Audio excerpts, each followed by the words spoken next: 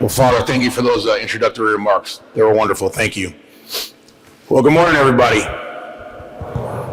Good morning, everybody. Thanks for having me, and thanks for inviting me to speak to you on this, this special day, Veterans Day. I'm deeply humbled by the invitation, and I hope I validate your choice to have me here this morning. Now, after graduating Jesuit high school and then graduating United States Military Academy at West Point, as you heard, I served over 27 years in the Army as a field artillery officer.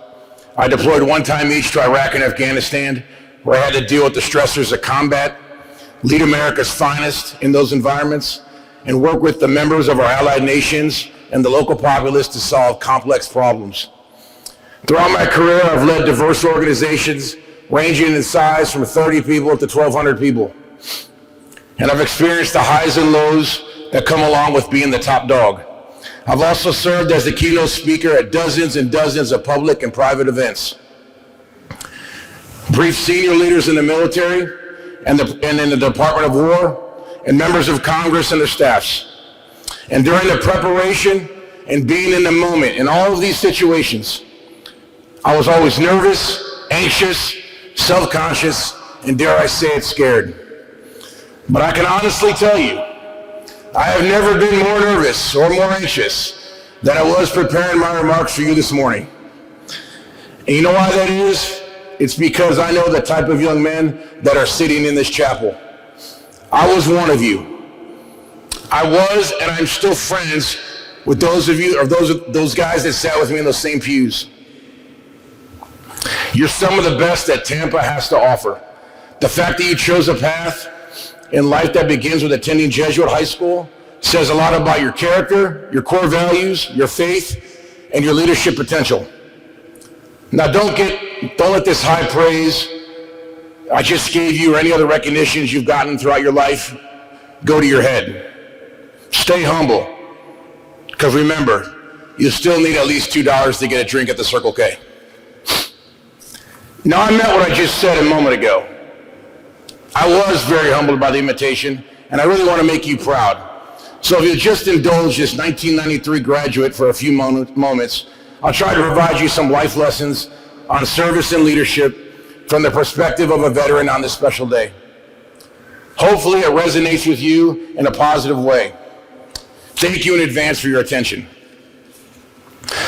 Veterans Day is a day of national recognition to honor the men and women who selflessly serve or have served in the defense of our nation and its American values. The soldiers, sailors, airmen, Marines, and Guardians we celebrate today voluntarily answered the call of service in support of this great nation. And this coming July 4th of 2026 will mark the 250th birthday of this great nation. As a proud American, I have a huge debt of gratitude and deep respect for the millions of people who over the past 250 years raised their right hand to support and defend the Constitution of the United States and protect us from all enemies, foreign and domestic. I especially hold a sacred place in my heart for those 1.2 million veterans that gave their lives in defense of this country. They're the true heroes. May God continue to bless them and their families. So today we honor those who paid the ultimate price, those who have served, and those who are continuing to serve. Now, every good speech has to have some stats in it, so I did some quick research. And those research has showed that 7% of the American population today is a living veteran, meaning they served in the military for some amount of time in some capacity.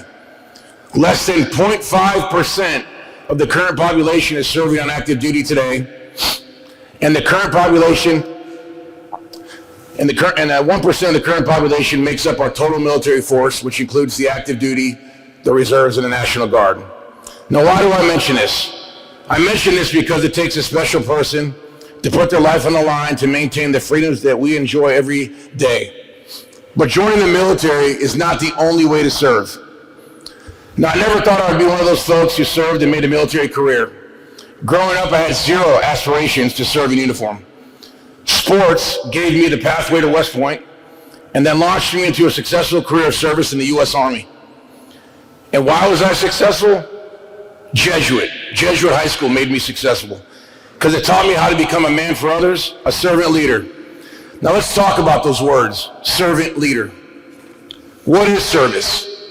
Specifically, what is selfless service? From a veteran's perspective, it means volunteering to serve in the military and potentially being put in harm's way. And again, that is just one example. But from a macro perspective, selfless service, in my opinion, is volunteering to be part of something bigger than yourself. It's saying, I believe in this cause or this organization that stands for the safety, security, and betterment of the community, the country, and humanity in general. I don't need money, accolades, or fame to be part of this endeavor, and I'm willing to make the sacrifices necessary to achieve my desired result. That is selfless service. You don't need to be a U.S. Army colonel or a combat veteran to selflessly serve. Jesuit provided me and still provides you with the platform to participate in community service and help others in need. That is selflessly serving. That is safeguarding and protecting your community. That is bettering your country and humankind. My challenge to you today is to continue your efforts in the community service arena after graduating this fine high school. Make selfless service the cornerstone of your purpose in life. Go and find employment and volunteer opportunities throughout your life that will continue to fulfill that calling. The next word is leadership.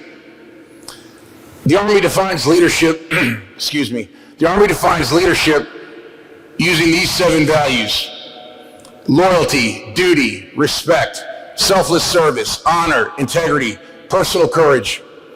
A great leader needs to be loyal to his or her personal, professional, and spiritual growth, and be loyal to the organization and his and her teammates.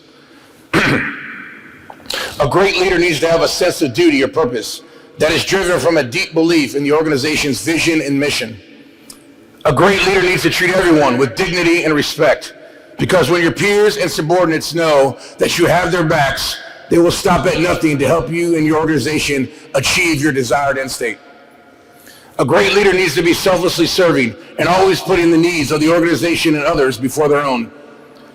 A great leader needs to have honor and integrity, exemplified through their daily actions and decisions, always passing the moral, ethical, and legal litmus test. Finally, a leader needs to have the personal courage to stand up for what is right, regardless of the atmospherics.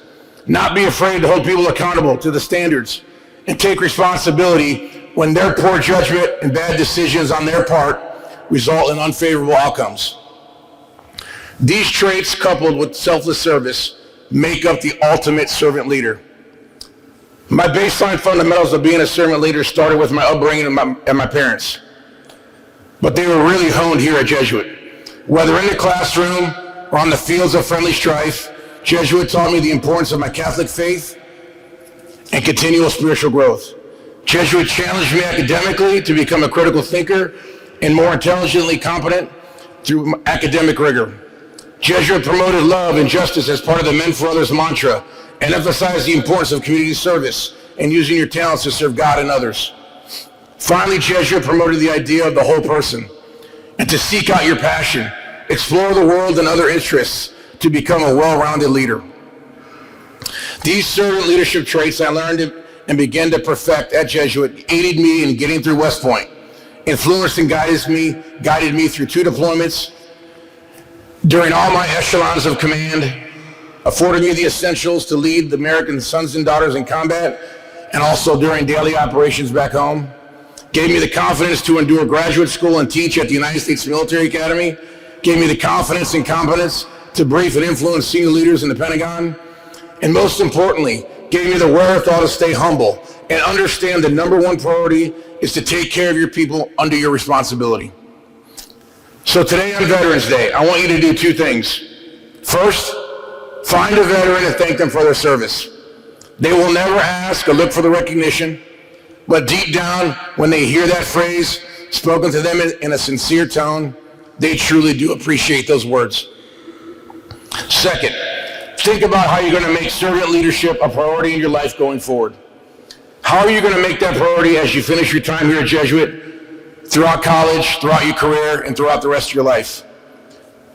Joining the military is one way. Receiving a calling to the priesthood is another. Volunteering in your community is another rewarding way as well. But remember, education, money, professional success, health, and happy families are all great measures of performance, of a successful life. But servant leadership and putting your talent and effort towards helping, teaching, and mentoring others is the true measure of effectiveness of that successful life. So in closing, I would like to leave you with the words from the Cadet Prayer. The West Point Cadet Prayer was written in 1924 by the United States military chaplain Clayton Wheat at the time. He composed this prayer to articulate the aspirations and virtues he observed being taught and lived out at the Academy. And I believe it's a nice summary of what I just discussed with you today. The words are, may we glorify thy name in victory and be courageous in defeat. Help us ever to think first of our comrades, secondly of ourselves, and always of thee. Guide our footsteps and cleanse our minds. May we be first in the service of our country and the first in thy service. God bless America. God bless Jesuit High School. For the greater glory of God, thank you for having me.